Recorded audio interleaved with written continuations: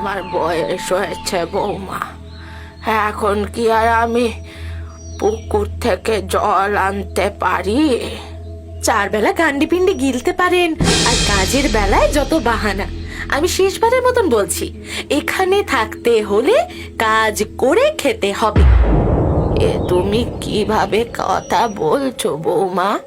আমার এত কথা বলার সময় নেই। যান, পুকুর থেকে 1 কলসি জল ভরে আনুন। আমি যাই, একটু ঘুমিয়ে নি। ওই যে ওখানটায় কলসিটা রাখা আছে। কথাগুলো শেষ করে ননিবালা দেবীর পুত্রবধূ হন হন করে নিজের ঘরে চলে গেল। আর বৃদ্ধা ননিবালা দেবী চোখের কোণে একরাশ জল নিয়ে হাতে কলসি তুলে ধীর পায়ে এগিয়ে গেলেন। তুমি কি কিছু খুঁজছো? হ্যাঁ, আসলে আমি একটু খাবার দোকান খুঁজছি। বাবা, এই ভর দুপুরে কোনো দোকানই তো খোলা পাবে না। ও আচ্ছা। তা তোমাকে তো আগে এখানে দেখেছি বলে মনে পড়ছে না। হ্যাঁ, আসলে আমি অনেক দূর থেকে আসছি। ও আচ্ছা। আমি আমি বরং আসি। হ্যাঁ, 2 পা এগিয়ে গেলে কিছু না কিছু ঠিক পেয়ে যাব। না বাবা, তা কি করে হয়? তুমি বরং আমার সাথে আমার ঘরে চলো, ফল আহার সেরে না হয়। না না না না, তা হয় না, তা হয় না। আমি যে গৃহত্যাগী, কারোর ঘরে আমি প্রবেশ করি না। কিন্তু তুমি অভুক্ত অবস্থায় আমার ভিটের দোরগোড়ার থেকে চলে গেলে যে আমাদের অকল্যাণ হবে। না, আমি তোমার ভিটে যেতে পারবো না। না না, এই ভর দুপুরে তোমাকে না খাইয়ে আমি যেতে দিতে পারি না। তুমি একটিবার বরং আমার। আর কতবার বলবো কারোর গৃহে আমি প্রবেশ করি না? আমাকে বিব্রত না করে নিজের কাজে যাও।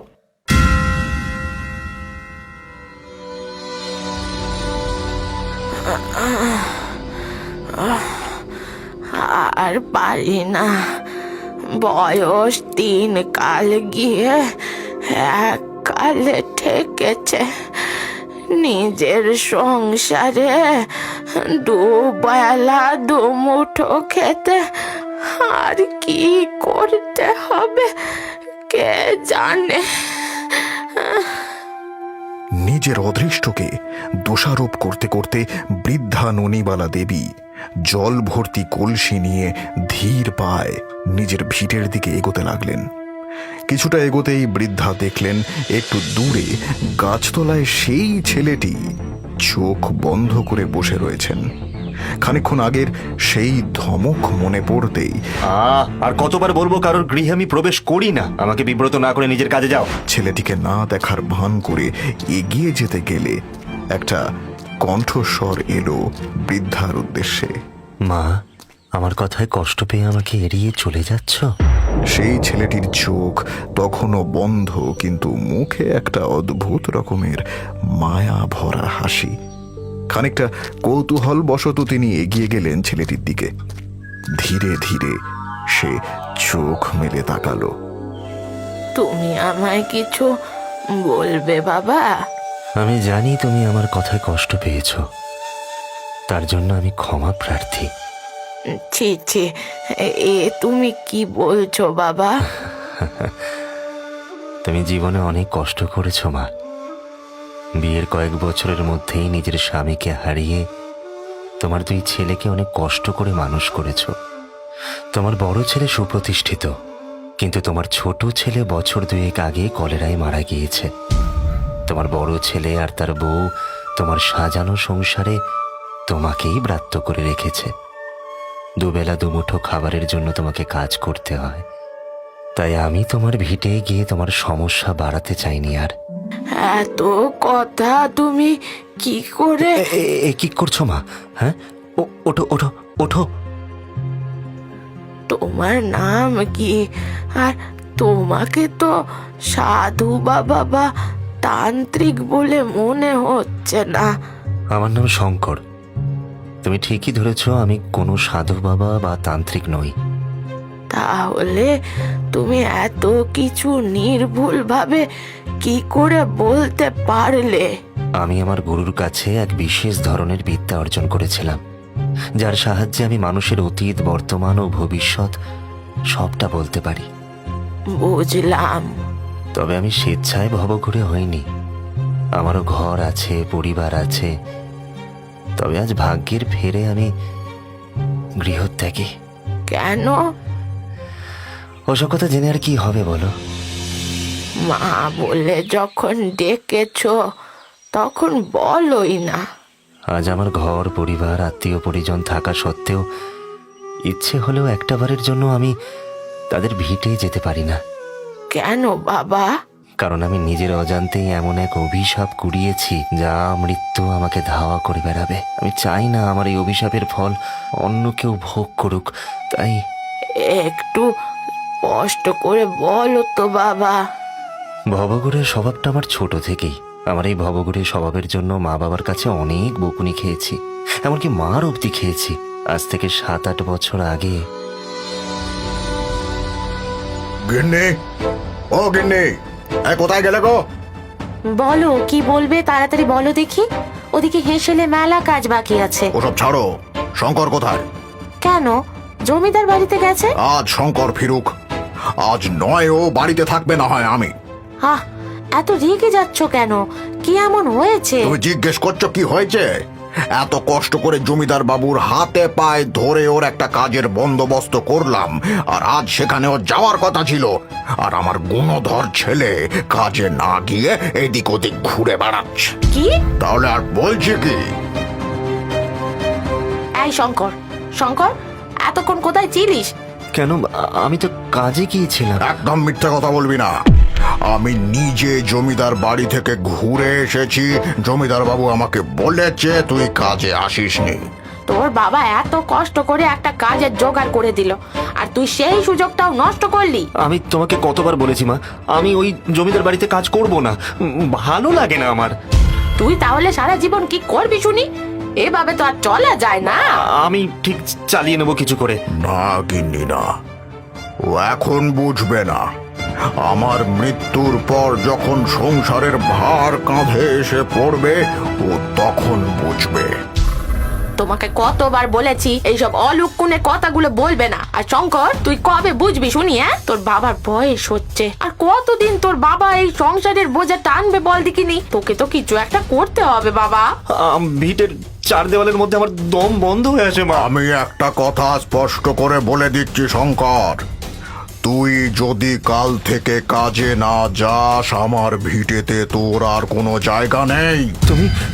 তুমি আমাকে তাড়িয়ে দিচ্ছ বাবা? হ্যাঁ, যদি কাজ করিস তবে এই বাড়িতে তোর ঠাঁই হবে, নচেত।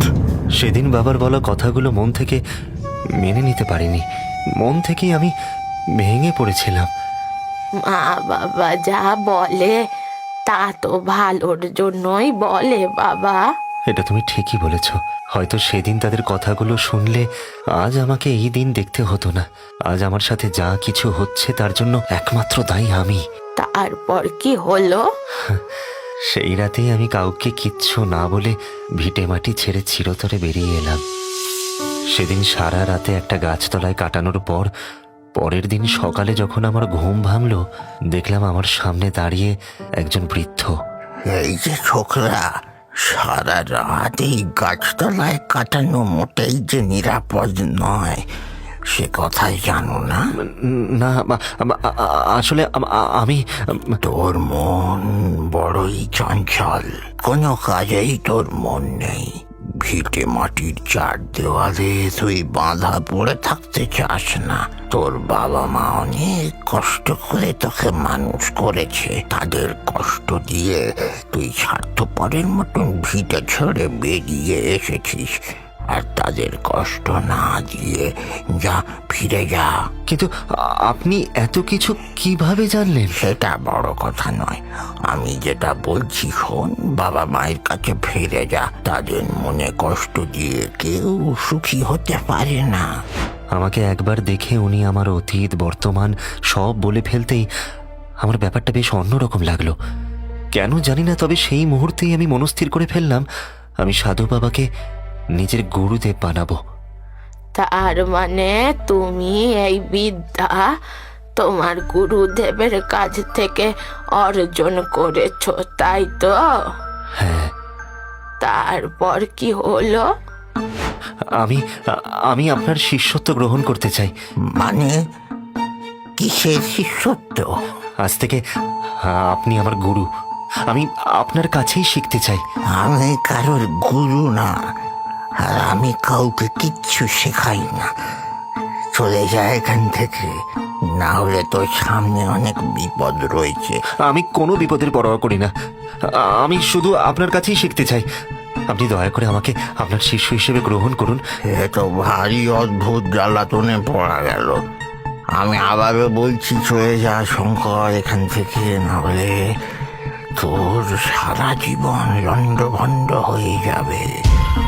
ভিটে মাটি থাকতেও তুই সারাটা জীবন ভিটে মাটি ছাড়া হবি। আমি সব ছেড়েই বেরিয়ে এসেছি গুরুদেব। কোনো কিছুর প্রতি আসক্তি আমার আর নেই। আমি আপনাকে গুরুদেব বলে মেনে নিয়েছি। আজ থেকে আপনি আমার গুরু। যতদিন না আপনি আমাকে আপনার শিষ্য হিসেবে গ্রহণ করছেন, ততদিন আমি। গুরুদেব আমার কথার কোনো কর্ণপাত না করে স্থান ত্যাগ করলেন। আমিও নাওয়া খাওয়া ভুলে নাছোড়বান্দা হয়ে গুরুদেবের পিছু পিছু ঘুরতে লাগলাম। আমাকে ওনার পিছু করতে দেখে কখনো ওনার কাছে ধমক খেয়েছি, কখনো বা আমাকে পা দিয়ে আঘাতও করেছেন। আর এইভাবেই কেটে যায় প্রায় একটা মাস। ঠিক করে খাওয়া দাওয়া না করার ফলে আমি দুর্বল হয়ে পড়ি। আর একদিন জঙ্গলে এক গুহার সামনে জ্ঞান হারিয়ে লুটিয়ে পড়ি। যখন আমার জ্ঞান ফেরে তখন দেখি আমি সেই গুহার ভেতরেই শুয়ে রয়েছি, আর আমার ঠিক পাশে গুরুদেব দাঁড়িয়ে রয়েছেন। আপনি? তুই জ্ঞান হারিয়ে গুহার বাইরে পড়েছিলি, আমি তোকে এখানে এনেছি। আমার জীবন বাঁচানোর জন্য অনেক ধন্যবাদ আপনাকে। কি চাস তুই? আমি আপনার কাছে সেই বিদ্যা শিখতে চাই যার মাধ্যমে আমি মানুষের অতীত, বর্তমান, ভবিষ্যৎ সব সব বলতে পারবো। আপনি দয়া করে আমাকে আপনার শিষ্য হিসেবে গ্রহণ করুন গুরুদেব। শঙ্কর, তুই যে পথে আসতে চাইছিস সে পথ বড়ই কঠিন। তোর অতীত, বর্তমান, ভবিষ্যৎ সবই আমি দেখতে পাচ্ছি। এই পথে এলে তোর সারা জীবন ধ্বংস হয়ে যাবে। তোর সারা জীবনের সুখ চিরতরে শেষ হয়ে যাবে। সব থেকেও তোর আর কিচ্ছু থাকবে না।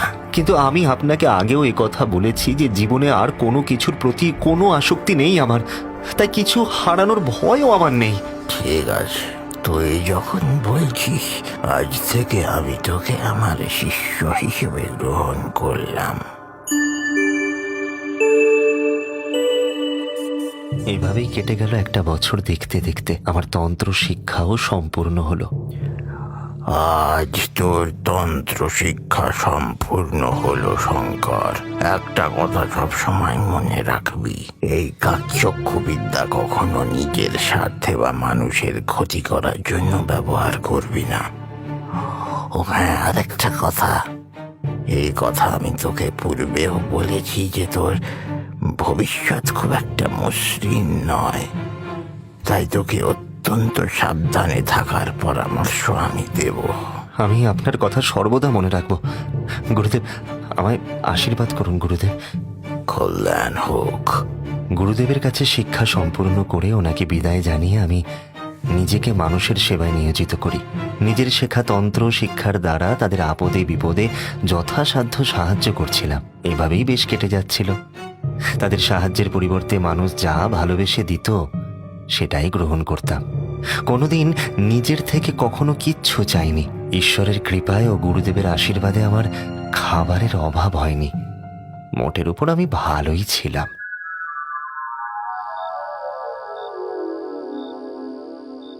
আরে বাবা, তোমাকে তো এই গ্রামে আগে দেখিনি। এই কোথেকে আসছো? আমার নাম শঙ্কর। আমি ভবঘুরে আজ এখানে তো কাল ওখানে, আমার থাকার কোনো নির্দিষ্ট ঠিকানা নেই। ও আচ্ছা, সেখানে কি করছো এই সন্ধ্যায়? আসলে ওই খাবারের দোকান খুঁজছিলাম, মানে যদি কিছু খাবার পাওয়া যেত।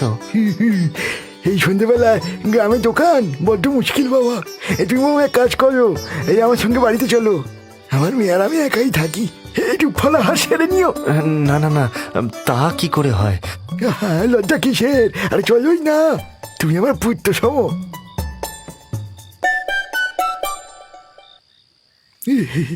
এই নাও বাবা। ধন্যবাদ। যদি কিছু মনে না করেন একটা কথা জিজ্ঞেস করতে পারি? হ্যাঁ নিশ্চয়ই, এতে মনে করার কি আছে? আপনার মেয়ের তো বিয়ের বয়স হয়েছে, তাহলে কি আর বিয়ে করবে আমার এই অভাগী মা মরা মেয়েটাকে? আপনার মেয়ে কবে থেকে এমন? জানি না। বুঝলাম, একসময় তো আপনার টাকা পয়সা, মান মর্যাদা, প্রভাব প্রতিপত্তি সবই ছিল, আর সেজন্য আপনার মধ্যে বেশ ভালোই অহংকারও ছিল। একটা সময় টাকার জন্য আপনি মানুষকে মানুষ জ্ঞান করতেন না। ওই বাবা, এই এত কথা তুমি কি করে বলছো? এই কে তুমি? এই কি তোমার আসল পরিচয়? আমিও আর 5টা মানুষের মতনই একজন সাধারণ মানুষ। শুধু আমি মানুষকে দেখে তার অতীত বর্তমান সব বলে দিতে পারি, এছাড়া আর কিছুই নয়। হাই, তুমি এত নির্ভুল ভাবে। আপনি আমাকে আপনার বাড়িতে আনেননি, আমি নিজে এসেছি, তাই আপনি আমাকে এনেছেন। আমি তোমার কথার অর্থ তো কিছুই বুঝলুম না। আপনারা তো 2 ভাই, আপনি ছোট। আপনার মেয়ের জন্মের পরেই আপনার স্ত্রী মারা যায়। মেয়েকে একার হাতেই বড় করেছেন, কিন্তু আপনার এই ব্যবসা বৃদ্ধির জন্য আপনার দাদার অবদান অনেক ছিল। ছোট থেকে আপনাকে উনি বড় করেছিলেন আপনারই ভবিষ্যতের জন্য। আপনার জন্য জীবনে অনেক কিছু ত্যাগ করেছিলেন উনি, কিন্তু ব্যবসায় উন্নতি হবার পর আপনি তাকেই ভুলে গেলেন। অবাক হওয়ার কিছুই নেই, বেশ কয়েক বছর হলো আপনার দাদা তো মারা গিয়েছে। কি আমি ঠিক বলছি তো? আপনার দাদার ছেলের যখন অসুখ হলো, তার অসুখের জন্য আপনি তাকে ডাক্তার বৈদ্য দেখানো তো দূরের কথা, সামান্য টাকা পয়সা দিয়ে সাহায্যটুকু পর্যন্ত করেননি। মনে পড়ে সেই দিনগুলো?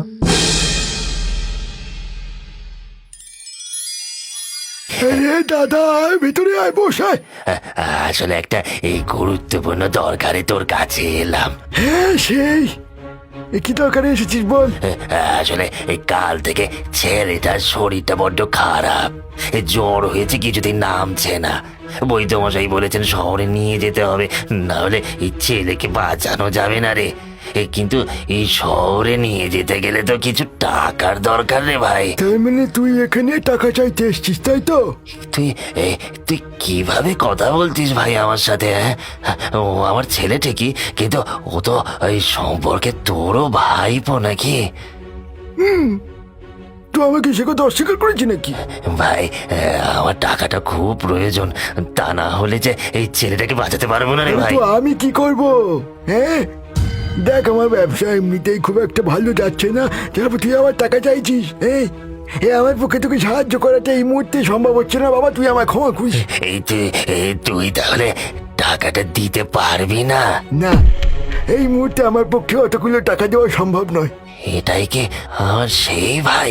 না না, আমার ভাই কিছুতেই হতে পারে না। এই টাকার অহংকারে তুই অন্ধ হয়ে গেছিস, অন্ধ হয়ে গেছিস। অহংকার তোকে একদিন শেষ করে দেবে। আজ আমি নিজের চেষ্টায় একটু একটু করে বড় হয়েছি, সেই জন্য গ্রামের সব লোকের মতন তোরও আমাকে হিংসে হচ্ছে। তোর কথা বলা হয়ে গেলে তুই এখন আসতে পারিস, যা।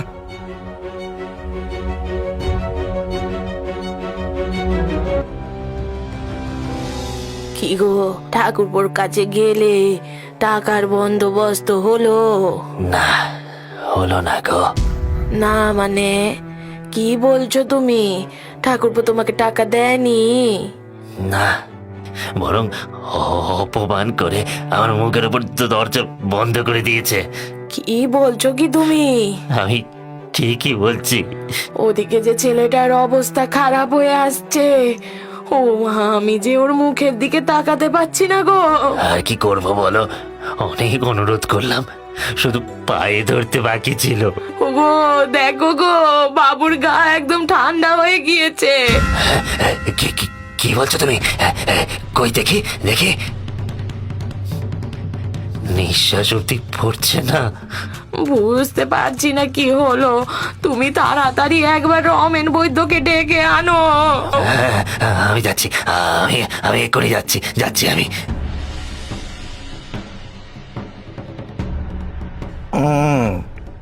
জ্বরটা আবার বেড়েছে নাকি? বুঝতে পারছি না বৈদ্য মশাই, হঠাৎ করে এই ছেলেটার সারা শরীর ঠান্ডা হয়ে গেল। কি হলো বৈদ্যমশাই, আপনি কোনো কথা বলছেন না যে?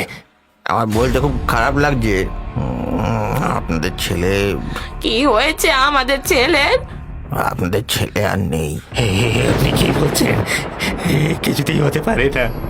আমাদের বাবু আমাদের ছেড়ে কিছুতেই যেতে পারে না। বাবু, না, এ হতে পারে না।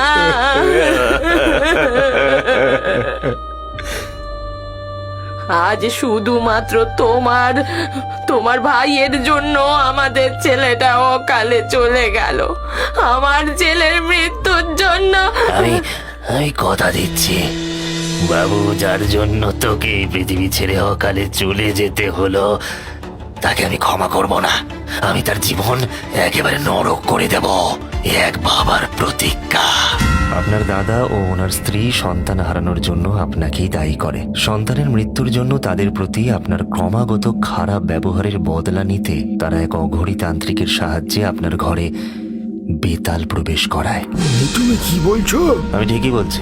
তান্ত্রিকের দেওয়া এক মাটির হাঁড়িতে শ্মশানের ছাই, লেবু, লঙ্কা, লাল ফুল দিয়ে ভর্তি করে হাঁড়ির মুখটা বন্ধ করে লাল কাপড়ে বেঁধে বাড়ির দোরগোড়ায় ভোরবেলা আছাড় মেরে ভাঙে। আর সেই দিন সকালে আপনার মেয়ে ভুলবশত ওই ফেলে রাখা জিনিসপত্রে পা দেয়। তখন থেকেই বেতাল আপনার মেয়ের পিছনে পড়ে যায়। সেদিন সকালে আমার বাড়ির দোরগোড়ায় আমি সেই সমস্ত জিনিসপত্র দেখেছিলাম। তারপর থেকেই হ্যাঁ, সেদিন সকাল থেকে আজ পর্যন্ত সেই অভিশাপ চলে আসছে। বেতাল এখন শুধুমাত্র আপনার মেয়ের পেছনে নয়, পুরো বাড়িতে ভয়ঙ্কর এক অশুভ শক্তি হয়ে বিরাজ করছে। আমি এতকাল চেয়েও কিছু করতে পারিনি। সবাই বলেছে আমার মেয়ের উপর কোনো অশুভ শক্তির প্রভাব রয়েছে, কিন্তু কেউ কিছুই করতে পারেনি। এই শুধুমাত্র আজ আমার ভুলে আমার নির্দোষ মেয়েটা শাস্তি পাচ্ছে। আর আমি বাবা হয়ে চুপচাপ মুখ বুজে সহ্য করছি। আচ্ছা, এর থেকে বাঁচার কি কোনো উপায় নেই? আমি যথাসাধ্য আমার সর্বশক্তি দিয়ে প্রয়াস করব আপনার মেয়েকে বেতালের কবল থেকে মুক্ত করার জন্য। তুমি পারবে আমার মেয়েকে ঠিক করে দিতে? আমি যথাসাধ্য চেষ্টা করব।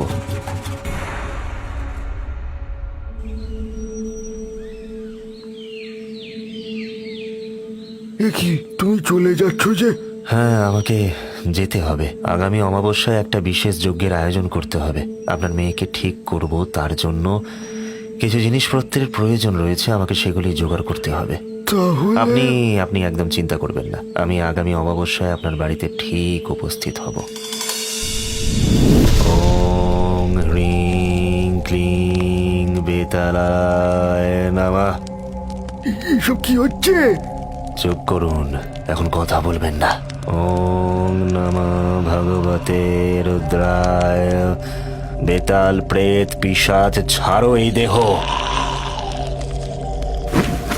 কি হলো আমার মেয়ের? না, আপনার মেয়ে একদম ঠিক হয়ে গেছে, বেতালের কবল থেকে মুক্ত। এটা তার শেষ প্রতিক্রিয়া। এবার ধীরে ধীরে জ্ঞান ফিরে আসবে। বাবা, আমি কোথায়? রাধা, তুই ফিরে এসেছিস মা?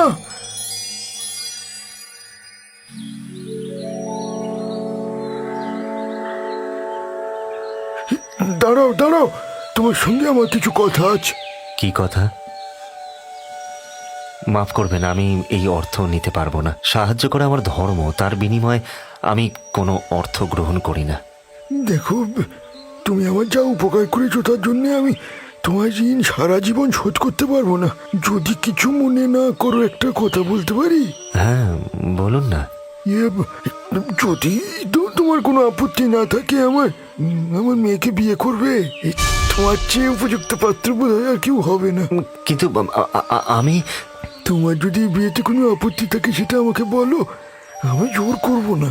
আমি সবার আগে রাধার মতামত জানতে চাই। যদি সে এই বিয়েতে মত দেয় তবে আরে আমি আমার মেয়ের সম্মতি পেয়েই তো তোমাকে প্রস্তাব দিয়েছি। বউ তোমাকে খুব ভালোবাসে, তুমি তোমার পরিবারের সাথে কথা বলো, এই শুভ দিন দেখে চারা ত্যাগ করে দেবো। মানুষের উপকার করার পরিণাম যে আমাকে এইভাবে ভোগ করতে হবে আমি স্বপ্নেও কল্পনা করতে পারিনি। কি এমন হলো? গুরুদেবের বলা কথা অক্ষরে অক্ষরে সত্যি হলো। আমি বহু বছর পর সেই রাতে নিজের ভিটে ফিরলাম। মা বাবা সবাই আমাকে ফিরে পেয়ে আনন্দে মেতে উঠল। যখন শুনল তাদের ভবঘুরে ছেলে বিয়ে করে সংসারী হতে চায়, তাদের আনন্দের সীমা রইল না। কিন্তু আমার কপালে এত সুখ লেখা ছিল না। পরের দিন সকালে যখন আমি ঘুম থেকে উঠি, তখন দেখি মায়ের মৃতদেহ মেঝেতে শোয়ানো। কেউ তার ঘাড় মুচড়ে দিয়েছে। আমি সব বুঝতে পারি, এই কাজ বেতালের। মায়ের সব দাহ করে আমি ছুটে যাই গুরুদেবের কাছে। আমি তোকে দেখেই বুঝতে পেরেছি শঙ্কর, তোকে কিচ্ছু বলতে হবে না। গুরুদেব, গুরুদেব, এ আমার সাথে কি হলো গুরুদেব? আজ আমার মা আমার জন্য। আমি তোকে আগেই সাবধান করেছিলাম শঙ্কর, কিন্তু তুই আমার কোনো কথাই শুনিসনি। ওরে শঙ্কর, ও বেতাল, তুই যে মেয়ের ঘাড় থেকে নামিয়েছিস সেই বেতাল এখন তোর ছায়া সঙ্গী। আমি স্পষ্ট দেখতে পাচ্ছি তোর পিছনে সে রয়েছে। হ্যাঁ, আপনি কি বলছেন গুরুদেব? তুই যে পথে গিয়েছিস সেখান থেকে আর ফিরে আসা যায় না। তুই যত মানুষ বাঁচাবি তত তার রাগ বাড়বে। তোর ঘর পরিবার সবই তার শিকার হবে। এই অভিশাপ তুই নিজে কুড়িয়েছিস। মৃত্যু বেতাল তোর পিছু ছাড়বে না। গুরুদেব, গুরুদেব, আমি এখন তাহলে কি করবো গুরুদেব? ভব ঘুরে হয়ে নিজের বাকি জীবনটা কাটা। জীবনে কারোর ঘরে প্রবেশ করবি না। আর এ জন্মে তোর নিজের ঘরে ফিরিস না। যদি ফিরিস তবে তোর প্রিয়জনেরা তোরই চোখের সামনে একের পর এক মরতে থাকবে বেতালের হাতে, আর তুই কিচ্ছু করতে পারবি না। সেই থেকে আমি আর ঘরে ফিরিনি। আমি রাধার সাথে আর কোনো দিন যোগাযোগ করিনি। তবে শুনেছি ও নাকি আজও বিয়ে করেনি। আজও আমার অপেক্ষায় দিন গোনেও। আমি চাইনি আমার জন্য ওর আর কোনো বিপদ হোক। হয়তো আমি ওর কাছে একজন অপরাধী হিসেবে থেকে গেছি, কিন্তু সে যাই হোক, আমি শুধু ঘুরি একা বেতালের ছায়া নিয়ে। সেই বেতাল কি এখনো তোমার সাথে? গাছের উপর থেকে ভেসে আসে এক পৈশাচিক অট্টহাসির শব্দ। ভয়ার্ত দৃষ্টি নিয়ে বৃদ্ধা ননিবালা দেবী গাছের উপরে তাকাতেই দেখল একটি বিকট কালো ছায়া মূর্তি গাছের মগ ডালে বসে।